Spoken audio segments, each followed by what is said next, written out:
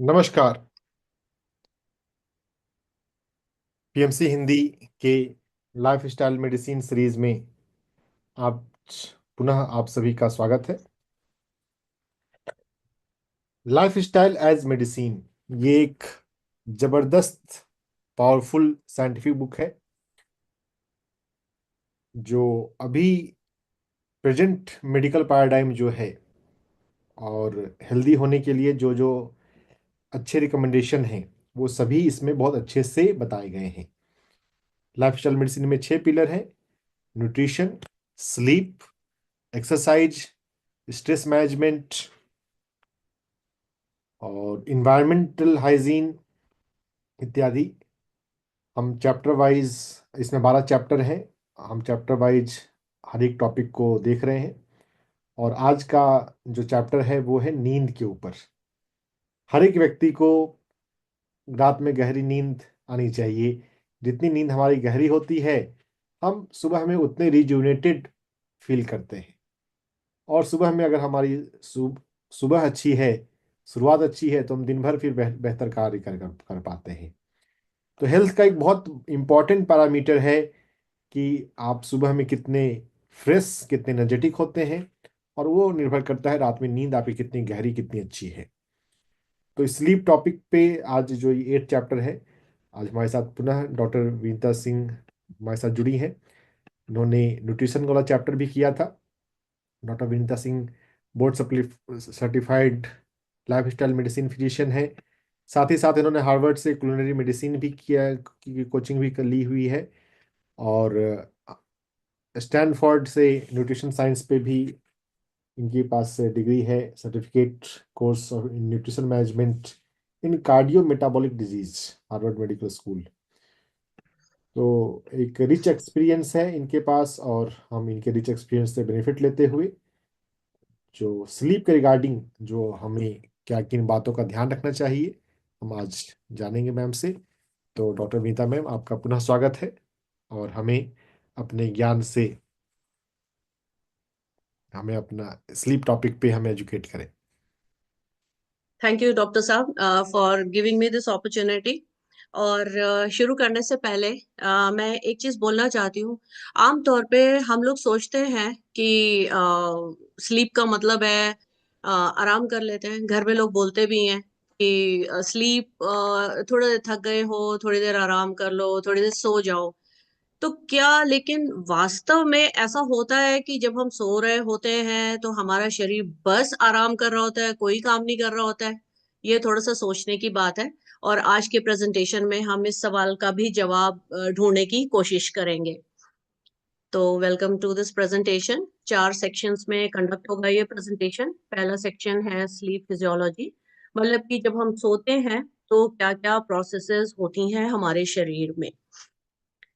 4 main players होते हैं जब हम सोते हैं, उसमें जो हेल्प करते हैं हमें। सबसे पहला है प्रकृति की सूर्योदय, सूर्यास्त और सूर्योदय वाली साइकिल, जिसे सर्केडियन साइकिल कहते हैं। फिर सुप्रा काइस्मेटिक न्यूक्लियस, ये एक छोटा सा टाइनी सा सेंटर होता है हमारे ब्रेन के अंदर, और ये हमारी स्लीप वेक साइकिल को रेगुलेट करता है। फिर पीनियल ग्लैंड भी हमारे ब्रेन के अंदर एक टक्ड इन होती है। बहुत छोटी सी टाइनी सी ग्लैंड होती है, और इसका एक बहुत ही इंपॉर्टेंट फंक्शन होता है कि ये स्लीप हार्मोन जो होता है मेन हमारा मेलेटोनिन, उसको सिक्रीशन का इसका काम होता है। स्पिरिचुअलिज्म में जो लोग यकीन करते हैं वो पीनियल ग्लैंड को थर्ड आई भी बोलते हैं। आज्ञा चक्र का भी इसे सीट माना जाता है, जो चक्रा सिस्टम ऑफ फीलिंग में विश्वास करते हैं। और ये कहा जाता है कि this is the link between the physical world and the spiritual world. काफी इंपॉर्टेंट है ये। और कन्वेंशनल मॉडर्न मेडिसिन में जो लोग यकीन करते हैं उनके लिए भी ये काफी इंपॉर्टेंट है। पेरिफेरल क्लॉक्स क्या होता है कि अब जैसे सुप्रा काइस्मेटिक न्यूक्लियस है, ये हमारी बॉडी का मास्टर क्लॉक है जो हमारे स्लीप रिदम को, पैटर्न को रेगुलेट करता है। लेकिन इसी प्रकार से हर बॉडी के पार्ट में भी उनके अपने अपने बायो क्लॉक्स होते हैं जिनके हिसाब से वो चलते हैं। All the organs in a body are this way aligned with the circadian cycle of nature. जो सूर्योदय और सूर्यास्त की जो साइकिल है, उससे हमारे सारे ऑर्गन्स गवर्न होते हैं बेसिकली। बहुत सारे उसके पीछे मैकेनिज्म होते हैं जिनसे ये काम होता है। अब हम देखते हैं कि स्लीप इनिशिएशन और मेंटेनेंस होता असल में कैसे है। सो जब सूर्यास्त का समय होता है, अंधेरा हो रहा होता है, तो ये स्टिमुलस रेटिना जो हमारे आंख में स्थित है वो वहां से गैदर करता है और भेजता है ब्रेन को। अब ब्रेन में ये जाता है ऑप्टिक नर्व की मदद से, और ब्रेन में जो सुप्राकास्मेटिक न्यूक्लियस है वो इसको प्रोसेस करता है इंफॉर्मेशन को, और फिर कम्युनिकेट करता है विद द पीनियल ग्लैंड। अभी pineal gland upon this communication क्या करता है, मेलेटोनिन सेक्रीशन शुरू करता है। और इसके अलावा जो पेरिफेरल क्लॉक्स है जिनका मैंने जिक्र किया था, वो भी बहुत सारे फंक्शंस परफॉर्म करते हैं, जिनको हम आगे की स्लाइड्स में देखते हैं। सो स्टेजेस ऑफ स्लीप, जो हमारी स्लीप है, ऐसा नहीं होता कि हम रात में सोए और सवेरे उठे हैं, बहुत अच्छी नींद आई, आराम हो गया, ऐसा नहीं है। हमारी स्लीप भी एक सिस्टमैटिक प्रोसेस है, और हर स्टेज में होती है ये, और हर स्टेज के साथ साथ डिफरेंट चेंजेस आते हैं हमारे बॉडी में। सो बेसिकली ब्रॉडली हम बोल सकते हैं हमारी स्लीप या तो नॉन आरईएम होती है या आरईएम होती है। आरईएम मतलब rapid eye movement. So stage 1, 2 and 3 ये नॉन आरईएम स्लीप का पार्ट है, और स्टेज 4 इज आरईएम स्लीप में इसको काउंट किया जाता है। और इसी प्रकार से जब हम सोते हैं तो 1, 2, 3 एंड 4 इनके साइकिल्स चलते रहते हैं, और इन साइकिल्स की ड्यूरेशन अप्रोक्सीमेटली होती है 90 मिनट से 120 मिनट तक। और इस तरह की एक रात में हम 4 या 5 साइकिल्स जो हैं देखते हैं जब हम सो रहे होते हैं। तो अब हम देखते हैं कि हर स्टेज में क्या क्या हो रहा होता है। तो स्टेज 1 में जस्ट डोजिंग ऑफ, आपको लग रहा है कि नींद आ रही है और आप सोना चाह रहे हैं, बस वो होता है इस स्टेज में। और सबसे छोटी सी स्टेज होती है और फर्स्ट साइकिल में होती है खाली, जो सब्सिक्वेंट साइकिल्स हैं स्लीप में उनमें ये स्टेज नहीं फीचर करती है। देन स्टेज 2 ये थोड़ा सा रिलेटिवली डीपर स्लीप होती है, और इस दौरान में काफी कुछ होता है हमारे शरीर में। क्या होता है, थैंक्स टू पेरिफेरल क्लॉक्स जो होते हैं, अब उनका रोल है यहाँ पे। तो सबसे शुरुआत होती है वेजो डायलेशन से, जो पेरीफ्री होती है, यानी कि हमारी स्किन हो गई, हमारे हाथ या हमारे पैर, इन जगहों पे वेजो डायलेशन होता है। वेजो डायलेशन होता है तो उससे क्या होता है कि जो ब्लड फ्लो है, हमारा जो कोर है शरीर का, जहाँ वाइटल ऑर्गन्स होते हैं, वहां से डाइवर्ट हो जाता है, पेरीफ्री में चला जाता है, जिसकी वजह से कोर बॉडी टेम्परेचर हमारा हो जाता है ड्रॉप। साथ में हार्ट रेट ड्रॉप होता है, ब्रीदिंग रेट ड्रॉप होता है, और जो हमारा इंटेस्टाइनल मूवमेंट है, जो जिससे खाना पचाने के टाइम पे जो मूवमेंट होता है उसे हम पेरिस्टालसिस कहते हैं, वो भी स्लो डाउन होता है और फिर धीरे धीरे करके बंद हो जाता है। And now we are all set for stage 3 यहाँ से। फिर उसके बाद में आपकी स्टेज 3 आती है, इसे स्लो वेव स्लीप कहते हैं। इस समय आप बहुत गहरी नींद में होते हैं, और अगर आपको फोर्सफुली जगाया जाए तो भी आप बहुत देर तक मेंटली फॉग्ड फील करते हैं, क्योंकि एकदम से जग के आपका जो ब्रेन है, it can not start working. It this is the deepest stage of sleep, और इस समय आपके बॉडी में बहुत सारा कुछ हो रहा होता है। तो क्या हो रहा होता है, एक तो रिपेयर एंड रीजुविनेशन वर्क हो रहा होता है बॉडी के सारे ऑर्गन्स में, सारे सेल्स में। आपका जो इम्यून सिस्टम है वो स्ट्रेंथन होता है, वो भी रिपेयर एंड रीन्यूअल से गुजरता है। आपके जो नेचुरल किलर सेल्स होते हैं उनकी संख्या बढ़ती है इस स्टेज में। साइटोकाइंस रिलीज होते हैं जिनका नेचर एंटी इंफ्लेमेटरी होता है, और उनकी वजह से जो इन्फ्लेमेशन है बॉडी में कम होता है, डिजीज फाइटिंग कैपेसिटी हमारे बॉडी की बेटर होती है। और एक और इसमें बहुत इंपॉर्टेंट फंक्शन होता है, वो है मेमोरी कंसोलिडेशन का। अब क्या होता है कि जब हम जगे होते हैं तो हमारे ब्रेन को हमारे सेंस ऑर्गन्स के थ्रू बहुत सारे एक्सपीरियंसेस कलेक्ट करने को मिलता है।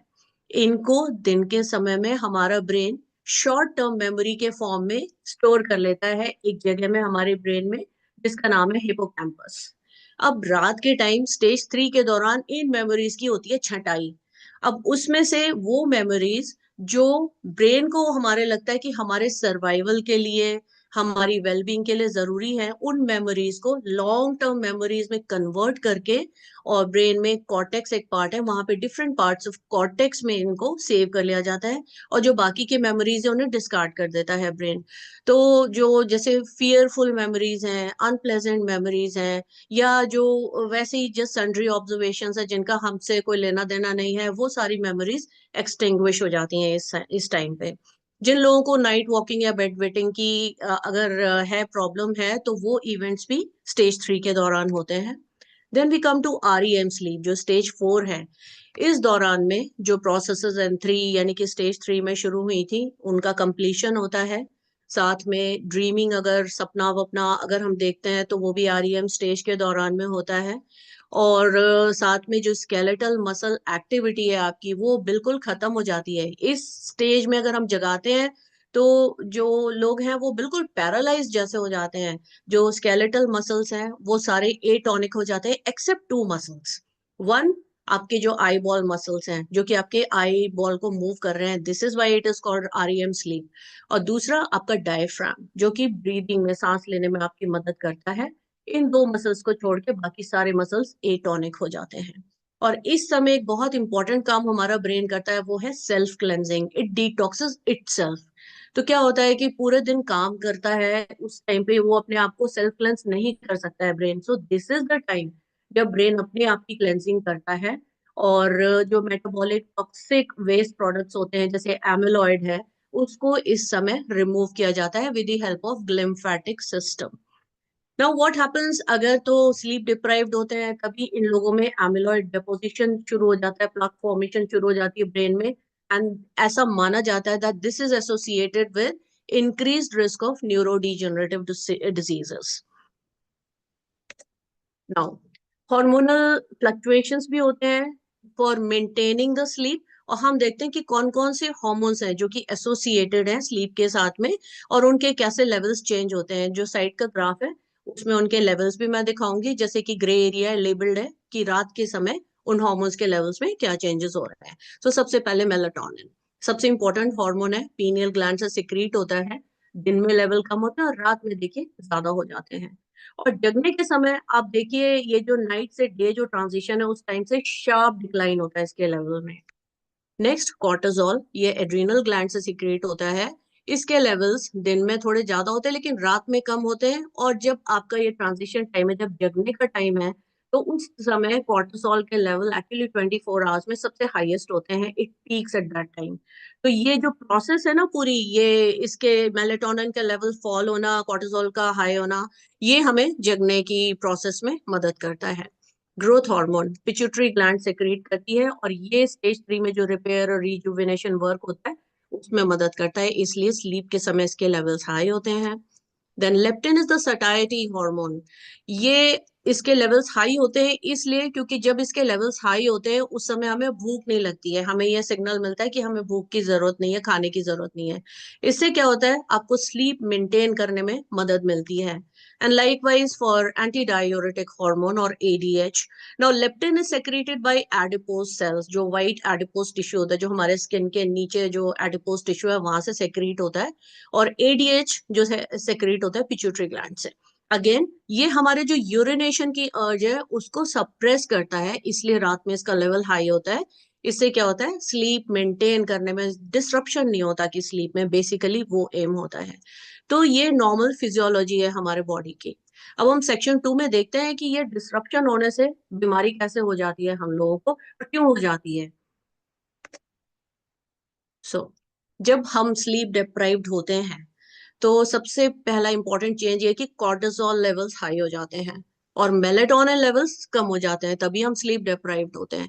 कॉर्टिसोल लेवल्स हाई होने से क्या होता है, लेप्टिन लेवल्स जो है वो लो हो जाते हैं और हमारा वो जो फीलिंग है कि भूख नहीं लग रही, खाना नहीं है, वो खत्म हो जाता है। इंस्टेड ग्रेलिन, जो ग्रेलिन हार्मोन होता है, हंगर हार्मोन, उसके लेवल्स रिलेटिवली बढ़ते हैं and we start feeling hungry. और जब हमको रात में भूख लगती है देर रात में तो ऑब्वियसली हम खड़े होकर किचन में सैलड और हेल्दी खाना नहीं सोचते हैं। उस समय we reach out for a package package snack जो कि कैलोरी डेंस होता है, न्यूट्रिएंट रिच नहीं होता, पुअर होता है न्यूट्रिएंट्स में। और उसमें क्या होता है कि उससे हमारा कैलोरी इंटेक बढ़ता है। और over a period of time जो एक्सेस एनर्जी इनटेक है वो हमारा फैट्स के फॉर्म में हमारी बॉडी में डिपॉजिट होता है और it can be associated with increased risk of obesity. I am sorry. साथ ही में क्या होता है कि मेलेटोनिन लेवल्स लो होने की वजह से जो हमारा, और कॉर्टिसोल लेवल्स हाई होने की वजह से क्या होता है कि जो एक्सेस कैलोरी इनटेक हो रहा है हमारा उसके अकॉर्डिंगली हमारे जो इंसुलिन सेक्रेशन है वो नहीं बढ़ता है, क्योंकि जो पैंक्रियाज है उसको कॉर्टिसोल ने उसके एक्शन को इनहिबिट कर रखा है, सप्रेस कर रखा है, इंसुलिन सेक्रेशन नहीं हो पा रहा है उस समय, जिसकी वजह से this glucose stage for a long time in our blood. इससे इंसुलिन रेजिस्टेंस का रिस्क बढ़ता है और साथ में डायबिटीज का रिस्क भी बढ़ता है। Now since melatonin levels are low, तो क्या होता है कि मेलेटोनिन का फंक्शन खाली स्लीप में नहीं होता, ये एंटी इंफ्लेमेटरी और एंटीऑक्सीडेंट फंक्शन भी है इसका।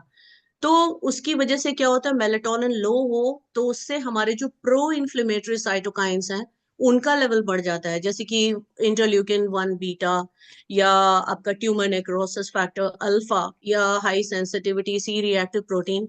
इनके लेवल बढ़ने से इन्फ्लेमेशन बढ़ता है बॉडी में, ब्लड वेसल्स भी हमारे इन्फ्लेम्ड हो जाते हैं, और साथ में क्या होता है कि हाइपरटेंशन यानी हाई ब्लड प्रेशर का भी रिस्क हो जाता है। और हम जानते हैं ये जो इन्फ्लेमेशन बढ़ता है जब ब्लड वेसल्स में, तो एथेरोस्क्लेरोटिक प्लाक्स जो है उनका फॉर्मेशन भी बढ़ जाता है, and these two things together put us at an increase risk of cardiovascular disease का रिस्क बढ़ जाता है।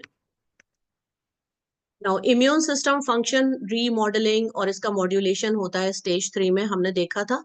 तो क्योंकि हम सो ही नहीं पा रहे हैं, तो वहां पे भी जो रिपेयर एंड रिन्यूअल होना चाहिए था इम्यून सिस्टम सेल्स का, तो वो नहीं हो पाता है, और नेचुरल किलर सेल्स जो हैं वो नहीं बन पाते हैं नए, जो एंटी इंफ्लेमेटरी साइटोकाइंस है वो भी नहीं बन पाते, जिसकी वजह से इन्फ्लेमेशन बढ़ता है बॉडी में। हम लोग ज्यादा प्रोन हो जाते हैं एक जल्दी जल्दी बीमार पड़ने के लिए, जो सीजनल इन्फेक्शंस हैं वो ज्यादा होते हैं, और यही नहीं, जो क्रॉनिक डिजीजेस होती हैं उनका खतरा बहुत बढ़ जाता है। Breast cancer and colorectal cancers जो है, इनका डायरेक्ट एसोसिएशन पाया गया है with sleep deprivation. Other than this,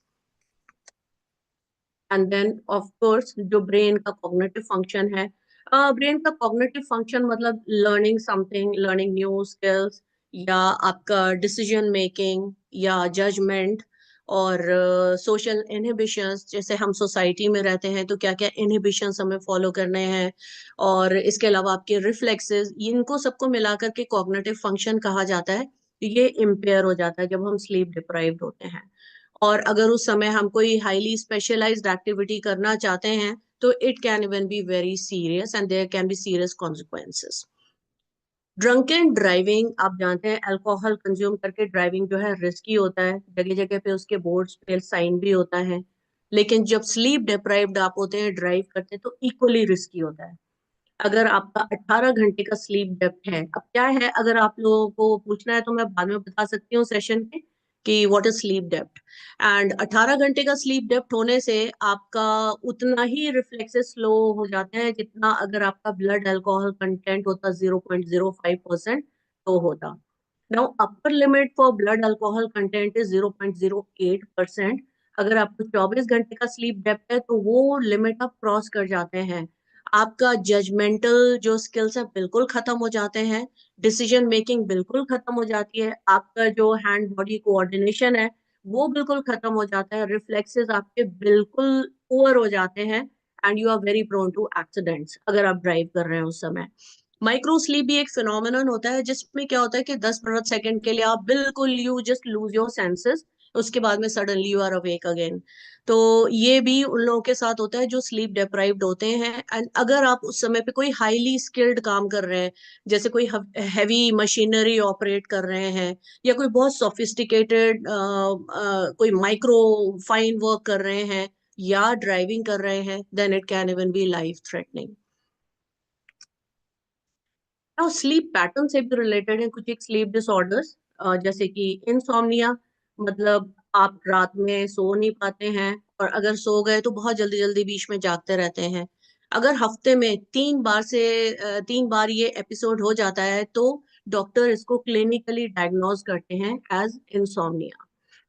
इसी का बिल्कुल डायमेट्रिकली ऑपोजिट होता है हाइपरसोमनिया, जिसमें आप पूरे दिन स्लीपी फील करते हैं, रात में भी अच्छा, मतलब डिस्टर्ब होती है, स्लीप क्वालिटी पुअर है, लेकिन सोते हैं जगते हैं, तो इसको कहा जाता है hypersomnia.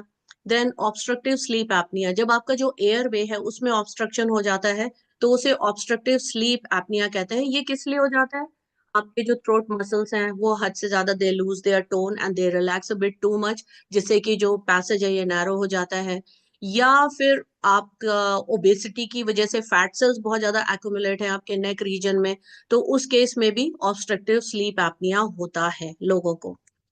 Then restless leg syndrome, इसमें पैरों के अंदर आपके वियर्ड से सेंसेशंस आते हैं, जो जब आप चलते रहते हैं तो ठीक रहते हैं, लेकिन जैसे ही आप बैठते हैं तो वैसे ही वो सेंसेशंस दोबारा से आ जाते हैं और बहुत ज्यादा इरिटेटिंग होते हैं, बहुत डिस्टर्बिंग होते हैं। तो इसमें भी आपका स्लीप डिस्ट्रप्शन पॉसिबल हो सकता है। फिर नार्कोलेप्सी, नार्कोलेप्सी में क्या होता है कि स्लीप वेक साइकिल जो है इसका कंट्रोल आपके ब्रेन का बिल्कुल खत्म हो जाता है। आप कभी भी सो जाते हैं, कभी भी जग जाते हैं। आप बैठे बैठे भी जो डे टाइम में बात कर रहे हैं किसी से, तभी भी आप सो जाते हैं। तो इनिशियल स्टेजेस में हाइपरसोम्निया एंड नार्कोलेप्सी के सिम्टम्स एक जैसे हो सकते हैं। तो एक्सपर्ट्स जो हैं they know how to make a differential diagnosis. तो इसलिए इनमें से कुछ भी बीमारी होने से आपको सबसे बेस्ट होता है सेल्फ ट्रीटमेंट की बजाय डॉक्टर से कंसल्ट करें। अब हम आते हैं सेक्शन 3 पे कि अच्छा सोने के लिए आपको क्या क्या करना चाहिए और जो आप अपने घर पे अपने पर्सनल लेवल पे कर सकते हैं। सबसे पहले स्लीप हाइजीन, अपना एक स्लीप स्केड्यूल आप सेट कीजिए, एक टाइम फिक्स कीजिए कि रात में उसी समय आपको सोना है और अगले दिन मॉर्निंग में उसी समय आपको उठना है, और रोज ऐसा ही करना है आपको। Then also follow a night routine, night routine में आप अपने सोने का जो टाइम आपने फिक्स किया है उसे 1 घंटे पहले सब लाइट्स जो हैं उन्हें डिम कर दीजिए, स्क्रीन सारे ऑफ कर दीजिए, जो TV, mobile, laptop, computer, video game, इनको सबको शट डाउन कर दीजिए, ऑफ कर दीजिए। और इसके अलावा एक बहुत ही यूजफुल रूटीन है, वो है हॉट वाटर बाथ। तो गर्म पानी से नहाने से क्या होता है आप जानते ही हैं, अभी हमने डिस्कस किया है कि वेजो डायलेशन यानी कि जो ब्लड वेसल्स हैं वो रिलैक्स करती हैं जब हम स्लीप इनिशिएट कर रहे हैं। तो वेजो डायलेशन में मदद मिलती है जब हम गर्म पानी से नहाते हैं रात के समय। तो इसलिए हॉट वाटर बाथ जो है काफी अच्छी प्रैक्टिस है अच्छी नींद लेने के लिए रात में। देन कल्टिवेट हेल्दी हैबिट्स, बहुत मतलब जरूरी हो जाता है हेल्दी हैबिट्स होना। एक्सरसाइज करना बहुत जरूरी है रेगुलरली, क्योंकि ये आपके कॉर्टिसोल लेवल्स को कंट्रोल करता है और उसकी वजह से आपको अच्छी नींद सोने में मदद मिलती है। हमने देखा कॉर्टिसोल जो है कैसे डिस्टर्ब कर सकता है हमारे स्लीप पैटर्न को। उसके अलावा सूर्योदय के समय और सूर्यास्त के समय आपको बाहर जाना ही चाहिए। सूर्योदय के समय वॉक करने चाहिए, सूर्यास्त के समय कुछ और एक्सरसाइज या कोई गेम खेलने, या वैसे ही निकल जाइए घर से। इससे क्या होता है कि जो आपके बॉडी की जो सर्केडियन क्लॉक है वो अच्छे से रीसेट होती है, in alignment with the nature काम करती है, और उससे नींद सही टाइम पे शुरू होने में मदद मिलती है हमको। इसके अलावा जो एडिक्टिव सब्सटेंसेस हैं उनसे दूर रहना चाहिए हमको। अल्कोहल, स्मोकिंग, टोबैको, ड्रग्स वगैरह इनसे दूर रहना चाहिए। शुरू में ऐसा लगता है कि ये हमें मदद कर रहे हैं, लेकिन over a period of time you get addicted, और बाद में इनका असर होना भी बंद हो जाता है और वो उस समय बहुत ज्यादा प्रॉब्लमैटिक हो जाता है। तो इसलिए इनसे दूर रहना बहुत जरूरी है। इसके अलावा जो ड्रिंक्स होते हैं जो कैफीन बेस्ड होते हैं, जैसे कि green tea, coffee, T, black T, या कुछ स्पोर्ट्स ड्रिंक्स में भी कैफीन होता है। तो कैफीन का ये प्रॉब्लम है कि ये हमारे सिस्टम को, ब्रेन को एक्साइट करता है, स्टिमुलेट करता है, और जो कि बिल्कुल स्लीप की प्रोसेस को एंटागोनाइज करता है। इसलिए कैफीन का कंजम्पशन अपने स्लीप टाइम के आसपास नहीं होना चाहिए। अब कैफीन का ये प्रॉब्लम है कि जब हम कैफीन इंटेक करते हैं एज अ ड्रिंक और समथिंग, तो वो हमारे ब्लड में 8 घंटे तक रहती है, जिसका मतलब ये है कि आपको 2 बजे लेटेस्ट बाई 3 बजे शाम को उसके बाद कैफिनेटेड ड्रिंक्स का उपयोग या उनका कंजम्पशन नहीं करना चाहिए। साथ में ही लेट नाइट डिनर्स नहीं होने चाहिए। आपका सूर्यास्त के समय उसके आसपास के समय में डिनर करना बेस्ट रहता है, लेकिन अगर वो नहीं हो पा रहा है क्योंकि आपका जो वर्किंग आवर्स हैं वो उसको परमिट नहीं करते हैं, तो अच्छा रहता है आपके सोने से पहले 3 घंटे, आइडियली 4 घंटे पहले आपका खाने पीने का पूरा प्रोग्राम उस दिन के लिए खत्म हो जाए। So these are the healthy habits जो हमें फॉलो करना चाहिए। Then bedroom optimisation, temperature, bedroom में टेम्परेचर आपको 18 डिग्री जो है सबसे ज्यादा सही माना गया है, 18 डिग्री सेल्सियस आपके सोने के लिए, अच्छी नींद पाने के लिए। उसके अलावा बेडरूम में आपके अंधेरा होना चाहिए, बिल्कुल पिच डार्क होना चाहिए। अगर आपको लगता है कि लाइट आ रही है, आप उसको ब्लॉकआउट नहीं कर पा रहे हैं हैवी कर्टन्स डालने से भी, तो अच्छा रहता है आई पैड्स पहन के या आई मास्क पहन करके सोना, एंड साउंड नहीं होना चाहिए, तो इसके लिए जो डोर्स एंड विंडोज हैं वो अच्छे से सील्ड होने चाहिए ताकि बाहर की आवाज अंदर ना आ सके आपके रूम के अंदर। ये तो हो गए आपके lifestyle changes. Now about diet. आप अपने डाइट में क्या क्या चेंजेस कर सकते हैं जिससे कि आपको अच्छे से सोने में मदद मिले। सो देर आर सर्टेन न्यूट्रिएंट्स जो हेल्प करते हैं आपको अच्छा सोने में। क्या क्या होते हैं ये न्यूट्रिएंट्स? ट्रिप्टोफान। ट्रिप्टोफन एक एसेंशियल अमीनो एसिड है। हमारे शरीर में इसको बनाने की कैपेबिलिटी नहीं है और ये हमें सिर्फ अपने भोजन से प्राप्त होता है। ट्रिप्टोफन का ये यूज होता है कि हमारा शरीर इसे कन्वर्ट करता है 5-HTP में, और वो कन्वर्ट होता है सेरोटोनिन एंड मेलाटोनिन में। तो इसलिए इनफ मेलाटोनिन आपके शरीर में प्रोड्यूस हो उसके लिए आपको ट्रिप्टोफन की एडिक्वेट अमाउंट इनटेक जरूरी है डेली अपने खाने में से। Magnesium, it binds with the benzodiazepine receptors in the brain, और इसका इफेक्ट होता है हिप्नोटिक, सेडेटिव, रिलैक्सिंग, काम। तो ये आपको स्लीप इनिशिएशन में मदद करता है। Then vitamin B6 and folate, या जिसे हम B9 भी कहते हैं, ये दोनों वाइटामिन ट्रिप्टोफन का जो कन्वर्जन हो रहा है टू मेलेटोनिन उसमें मदद करता है। बहुत इंपॉर्टेंट रोल प्ले करते हैं ये दोनों बी ग्रुप वाइटामिन। तो इसलिए ये भी हमें अपने डाइट से मिलने चाहिए। Now since I am a culinary medicine coach, मैंने डिसाइड किया आप लोगों को कुछ फूड ऑप्शंस देने के लिए जिनको आप अपने खाने में अगर शामिल करते हैं तो आपको रात में सोने में आराम से कोई प्रॉब्लम नहीं होगी। These are the options. अगर आप पूछेंगे इसमें मेरा फेवरेट क्या है, तो मेरा फेवरेट ऑप्शन है छोले चाट, चिकपी चाट। वो इसलिए क्योंकि छोले में जब आप टमाटर, प्याज, हरी धनिया, हरी मिर्च, नींबू, नमक डाल के जब इसकी चाट बनाते हैं, इसमें आपको ये चारों न्यूट्रिएंट्स इनफ अमाउंट में मिलते हैं।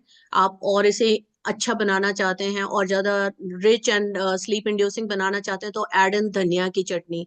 धनिया में आपको एडिशनल डोज ऑफ फॉलेट मिल रहा है। और भी अच्छा इसे बनाना है एडिशनल डोज ऑफ ट्रिप्टोफन के लिए, you can add soy yoghurt. और जो लोग डेयरी कंज्यूम करते हैं वो लोग इसमें दही भी डाल सकते हैं, वहां से आपको ट्रिप्टोफन भी अच्छे अमाउंट्स में मिल रहा है। तो ये आपका एक तरह से देखना चाहिए तो पावर हाउस फूड हो जाता है for a good night time sleep. Now diet के बाद में आता है हमारा relaxation. Relaxation is very important for good night time sleep. और रिलैक्सेशन के बहुत सारे प्रैक्टिसेस हैं जैसे कि मेडिटेशन, प्रोग्रेसिव मसल रिलैक्सेशन, और आपका योग निद्रा बहुत ही ज्यादा पोटेंट एक रिलैक्सेशन टेक्निक है। और डायफ्रेगमेटिक ब्रीदिंग, 4-7-8 ब्रीदिंग, इन सभी टेक्निक्स को एम्प्लॉय करके रिलैक्सेशन जब हम करते हैं, प्रेफरेबली जो सोने से 1 घंटे पहले का जो टाइम है उस दौरान में, तो आपको इससे काफी स्लीप क्वालिटी के टर्म्स में बेनिफिट्स मिलते हैं। Doctor Ranjan is an expert इस चीज में, इस पूरे टॉपिक में। तो आई एम श्योर वो डॉक्टर रंजन मुझसे ज्यादा बेटर टिप्स दे सकेंगे when it comes to relaxation. And आगे जब हम बढ़ते हैं तो अगर इफ एवरीथिंग एल्स फेल्स तो फिर कॉग्निटिव बिहेवियरल थेरेपी, इसके लिए आपको एक्सपर्ट्स को, जो स्पेशलिस्ट होते हैं, उन्हें कंसल्ट करना होता है। और वो लोग आपको सही तरीके से सही प्रोफेशनल के पास में आपको गाइड कर सकते हैं ताकि आपको सीबीटी से फायदा हो और आप अच्छे से सो सकें। Now section 4, debunking the myths. जिस बुक को हम डिस्कस कर रहे हैं आजकल, text book of lifestyle medicine, उसके चैप्टर में ये मिथ्स दिए गए हैं जिन्हें हम आज डिस्कस करेंगे। इनके अलावा अगर हमारे व्यूअर्स में किसी का भी कोई मिथ है तो आप उसको चैट बॉक्स में लिखिए, हम उसे सेशन के बाद में टाइम रहने से डिस्कस कर सकते हैं। So let's start. Myth number 1, operating well with minimal sleep can boost productivity at work. बिल्कुल गलत आइडिया है, ऐसा नहीं है। जब हम स्लीप डिप्राइव्ड होते हैं तो आपने देखा है हमारे कॉग्निटिव फंक्शंस जो हैं वो बहुत बैडली अफेक्टेड होते हैं। एक्चुअली ये कहा जाता है कि एक कंट्री की जीडीपी इसी बात पे निर्भर करती है कि उसके एम्प्लॉयज कितने अच्छे से रात में सोते हैं। तो ये सही नहीं है। एडिक्वेट स्लीप जो है वो आपको अच्छे से अप्रोप्रिएट फंक्शन करने में मदद करती है। Loud snoring is a normal occurrence. No, it is not a normal occurrence. Loud snoring जो है एक सिम्टम है ऑब्स्ट्रक्टिव स्लीप एपनिया का। और ये अगर प्रॉब्लम है किसी को तो अच्छा रहता है डॉक्टर को दिखा के कंसल्ट करके उनसे जो भी रिक्वायर्ड ट्रीटमेंट है वो लें, इन्वेस्टिगेशंस कराएं अच्छे से। If you struggle to fall asleep it is best to remain in bed. नहीं, ऐसा नहीं करना है। अगर आप बिस्तर में लेटे हैं, 20 मिनट तक लेट लिए फिर भी नींद नहीं आई, तो उठ जाइए। उठ करके थोड़ा सा घूमिए, पानी पीजिए, हल्का सा take a sip of water, and उसके बाद में थोड़ा सा ब्रीथ कीजिए, डीप ब्रीथ कीजिए, डायफ्रेगमेटिक ब्रीदिंग या योग निद्रा। उसके बाद में दोबारा से जाइए, बिस्तर पे लेटिए। अगर फिर नींद नहीं आ रही है, 20 मिनट तक वेट कीजिए, फिर दोबारा उठ जाइए। So idea is to train your brain. अपने ब्रेन को ट्रेन करना है कि जब हम बिस्तर पे गए हैं तो अब हमें सो जाना है। अगर आप वहीं लेटे रहेंगे तो फिर आपके ब्रेन को ये ट्रेनिंग नहीं हो पाएगी। इस तरह से क्या होता है, आपके ब्रेन को नेक्स्ट टाइम ये सिग्नल मिलता है कि अभी हम बिस्तर पे आ गए हैं, नाउ अभी सोने का टाइम आ गया है। एंड फिर धीरे धीरे करके जैसे ही आप बिस्तर पे लेटेंगे तो आप फौरन आपको सोने में हेल्प मिलेगी। The more sleep you get the better your health will be. नहीं, ऐसा नहीं है। एक यू शेप कर्व है हमारी स्लीप ड्यूरेशन और हेल्थ रिस्क के, डिजीज रिस्क के बारे में। तो जो सबसे बॉटम का हिस्सा है वो है 7 to 9 आवर्स। तो जब हम 7 घंटे से 9 घंटे की नींद लेते हैं तो हमें मैक्सिमम हेल्थ बेनिफिट्स मिलते हैं और मैक्सिमम डिजीजेस से हमारा प्रोटेक्शन होता है। जैसे ही हम 7 घंटे से कम नींद लेते हैं तो आपका रिस्क एकदम से बढ़ जाता है बहुत जोर से। और जब हम 9 घंटे से ज्यादा की नींद लेते हैं तो भी आपका रिस्क बढ़ जाता है। So it basically is a U shape relationship. तो कम सोएंगे या ज्यादा सोएंगे, आपका जो डिजीज रिस्क है वो बढ़ता है। इसलिए 7 से 9 घंटे की नींद जो है वो बेस्ट ऑप्शन है हमारे लिए। Lost sleep can be made up over the weekend. अगर हम पूरे टाइम नहीं सो पाते हैं पूरे हफ्ते के दौरान, और वीकेंड में हम सोचते हैं कि हम 10 11 12 घंटे सो लेंगे तो we can make up for that, ऐसा होता नहीं है असल में। आप अगर वीकेंड पे ज्यादा सो रहे हैं तो आप रेस्टेड फील कर सकते हैं कि हाँ थोड़ा आराम मिल गया। लेकिन जो स्लीप के जो बेनिफिट्स होते हैं, जस्ट अ सेकेंड। हमें आइडियली छुट्टी के दिन भी उतने बजे ही जगना चाहिए जितना हम नॉर्मल वर्किंग डेज में जगते हैं। बिल्कुल। और इसलिए भी क्योंकि जो आपका जो स्लीप डेप्थ है वो एक्यूमुलेट करते हैं आप, अगर आप सोते नहीं है टाइम से। तो इसलिए 7 to 9 आवर्स ऑफ स्लीप हर रोज होना ये जरूरी होता है। Alcohol aids in achieving restful sleep, बिल्कुल बैड आइडिया है ये। क्योंकि अल्कोहल भी जो है बहुत सारे रिसेप्टर्स को बाइंड करता है, ये बेंजोडाइजेपिन रिसेप्टर्स को भी बाइंड करता है। तो फीलिंग होती है शुरू में हिप्नोटिक, सेडेटिव, एंग्योलिटिक एंड रिलैक्सिंग वगैरह। लेकिन धीरे धीरे जैसे जैसे टाइम बीतता है आपका ब्रेन जो है वो रेजिस्टेंट हो जाता है to presence of alcohol. And उस टाइम पे you get addicted to alcohol, and this is true for every addictive substance, चाहे वो आपका टोबैको या निकोटीन हो या ड्रग्स हो। तो इसलिए इस बीमारी से जो ये एडिक्टिव सब्सटेंसेस है इनके यूज से बचना चाहिए फॉर गोइंग टू स्लीप। और इसीलिए रात के समय तो बिल्कुल भी इन चीजों से दूर रहना चाहिए हमें। So, well, that brings us to the end of this session. Thank you so much, Dr. Ranjan, and all the viewers. Now, I'm ready to answer questions if any. तो दोस्तों, अगर आपके पास कोई प्रश्न हो तो आप हैंड रेज कर सकते हैं और पूछकर, बोलकर या फिर चैट में लिखकर अपने सवाल दे सकते हैं। अगर आपको नींद नहीं आती या नींद में खर्राटे आते हैं और उससे कोई कोई प्रॉब्लम होती हो तो क्या I think उसको। Madhu Gargji wanted to ask something. या,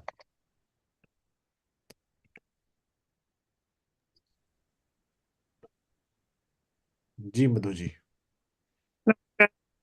नमस्कार। नमस्कार। मेरा ये प्रश्न था कि हम्म।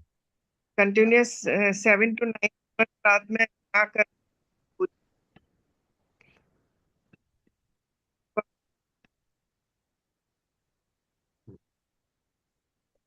आपकी आवाज स्पष्ट रूप से नहीं आ रही है, लेकिन फिर भी मैं जो आपकी कुछ शब्द पकड़ के मैं क्वेश्चन समझ पा रहा हूँ कि अगर हमें एक स्ट्रेच में अगर पॉसिबल नहीं हो तो हम क्या दिन में नैप लेकर या दिन में नींद लेकर उसको कंपनसेट करें, तो इज दैट ओके? जी जी जी। मधु जी, बहुत अच्छा सवाल है आपका। तो ऐसा होता है कि जैसे हमने देखा कि स्लीप स्टेजेस होती हैं और उनके लिए स्पेसिफिक टाइम होता है, साइकिल्स में चलती है हमारी नींद। तो वही है कि अगर हम रात में ये 7 से 9 घंटे की नींद जरूरी है, अगर हम ये नहीं लेते हैं तो हमारा स्लीप डेप्थ करके एक टर्म होती है वो इकट्ठा होता है और जो कि हमारे हेल्थ के लिए खराब होता है। और डे टाइम नैप्स जो हैं वो हमें हेल्प करती हैं। ऐसे बोला जाता है कि दिन में 20 से 30 मिनट की नैप आप ले सकते हैं, वो हमें रेस्टेड फील करा सकती हैं। लेकिन रात में 7 से 9 घंटे की नींद लेना जो है वो बेस्ट ऑप्शन होता है। सिंगल स्ट्रेच में ही हमें 7-8 घंटे की नींद लेनी है। हाँ, हम मेडिटेशन में बैठ रहे हैं तो वो भी हम कर सकते हैं, क्योंकि वो भी रेस्ट है ना। अगर हम स्लीप और मेडिटेशन के बीच में अगर हम कोई एक्टिविटी नहीं कर रहे हैं ना मोबाइल पर, तो उसको भी फिर हम काउंट कर सकते हैं, है ना। लेकिन आइडियली जो लाइफ स्टाइल मेडिसिन का रिकमेंडेशन है वो at a stretch 7 to 9 hour, 9 hour of sleep.